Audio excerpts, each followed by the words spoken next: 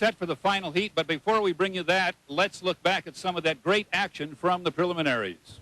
And the action started even before Heat 1A. That's Dave Villwalk on your right, testing in Miss Budweiser. Nate Brown comes by him in the new Miss Elam Plus. Two drivers having fun.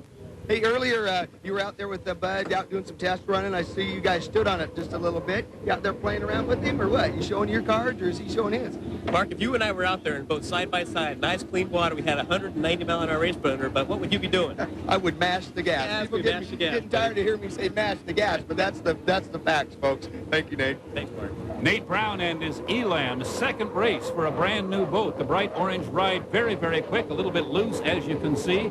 Dave Villwalk, probably a better ride than Miss Budweiser, but when you get two guys out like that together, they have some fun. Now, we go to the start of Heat 1A. Dave Villwalk, the fast qualifier, had chosen lane 1. Nate Brown right beside him in the Elam Plus. The yellow and blue boat is Mark Webber's Diamond Lils. Way on the outside, that is Dr. Ken Muscatel driving the Silver Dollar Casino. Pretty good start here, Mark Evans, and an early indication that Nate Brown's orange boat was going to be quick. He had a great start, and what Villwalk's seeing right now is an ugly sight to a driver having you lead like that into the first turn, but they're both doing great.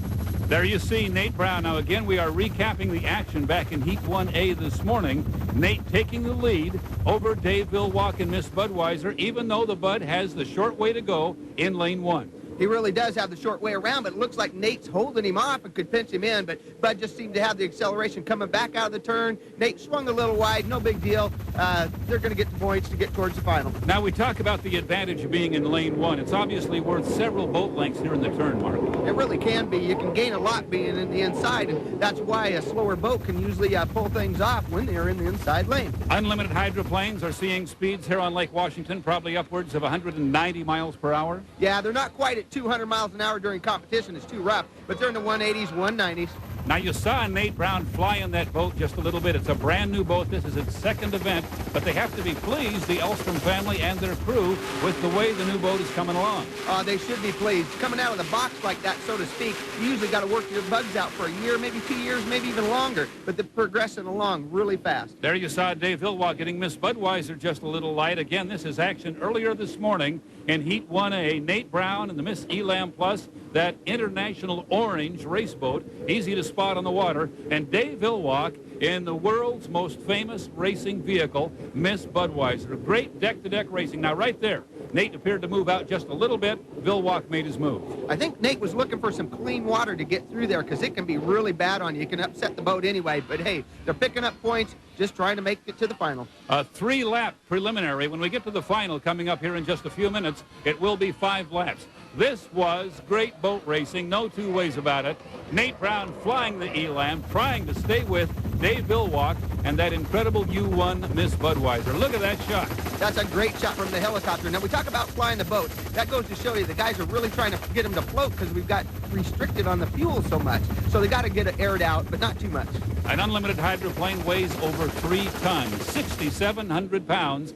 But at racing speed, Mark, they got to weigh about 5 pounds. The idea is to get the craft up out of the water and fly it, but not too high, as you know all too well. Yeah, you get up there too high, you're going to end up going on your head. So the drivers always want to fly the boat so much. The crew guys try to keep you on the water, so you got to find a happy medium. And the boat can feel real light, although they are over 6,000 pounds. It's a lot of boat on the steering wheel.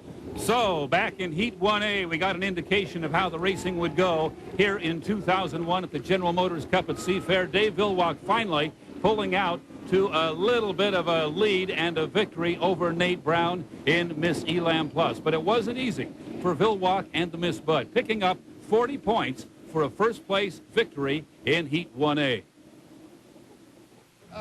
Good job. Is inside lane the place to be today, or what?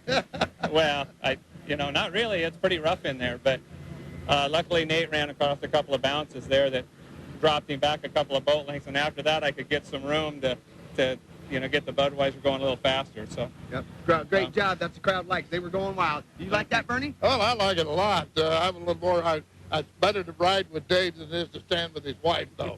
I can relate to that. Fast and loose. Real fun or real scary?